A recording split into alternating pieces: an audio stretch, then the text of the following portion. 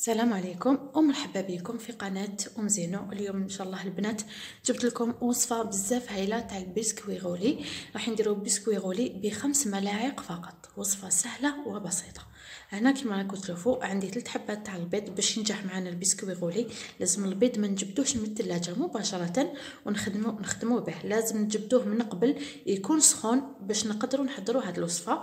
هنا عندي 5 ملاعق كبار تاع الحليب، 5 ملاعق كبار تاع الزيت، 5 ملاعق كبار تاع الفرينه، و5 ملاعق كبار تاع السكر.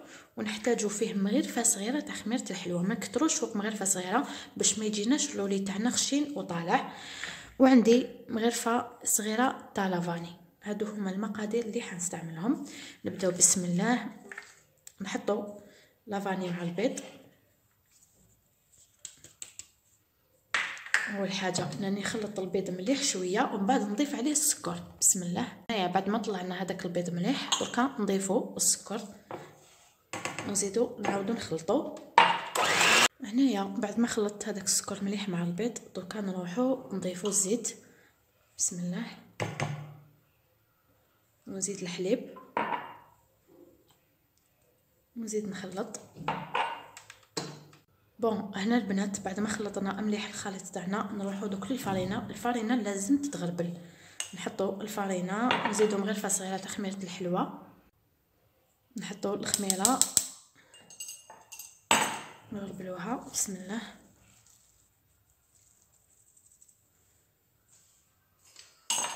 ودركا نخلط بهاد الطريقه حتى ندخل كامل هذيك الفرينه في الخليط.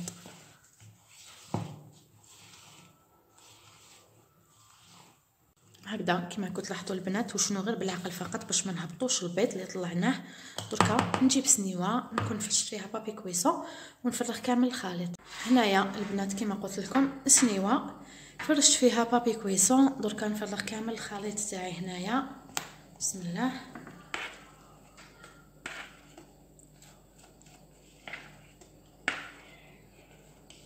وندخل البسكوي غولي تاعي يطيب على 170 160 درجه. نشعل عليه من التحت ومن الفوق. النار لازم تكون ناقصه، هذه دائما نقولها لكم، ما تكونش زايده النار بزاف. وشنو ماشي كيما الموسكوتشو نشعل عليه من التحت ومن الفوق.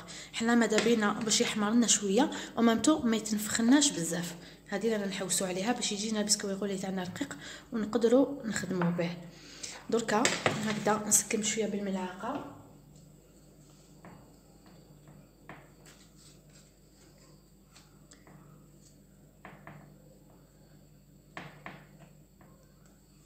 طريقه دركا معليا غير ندخلو الكوشه يطيب البنات ومن بعد ان شاء الله نكملوا الوصفه.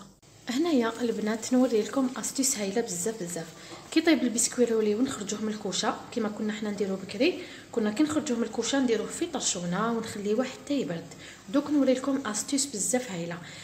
تحكموا بابي كويسون تقطعوه على حساب السنيوه تاعكم وترشوه كامل بالسكر كلاص، اي السكر الناعم، باش مباشره كي تقلبوا البسكوي غولي وتنحوا له الكارت تاعو ومن بعد كي تجوا حتروا ليه ما يلصق لكمش من تحت. هذه طريقه بزاف هايله. البنات كيما راكم تشوفوا البسكوي غولي هذا وين خرجته، شوفوا هنايا ما تخلوهش يحمر بزاف. هكذا غير شويه فقط. وتصيبوه كيفاش تعرفوه بلي طاب، انه تصيبوه كامل نشف من الفوق. هايليك دركا نروح نفرغوه في هذاك البابي كيما وريت لكم. هيا شوفوا بعد ما قلبته شوفوا شحال يجي، يعني هايل بزاف.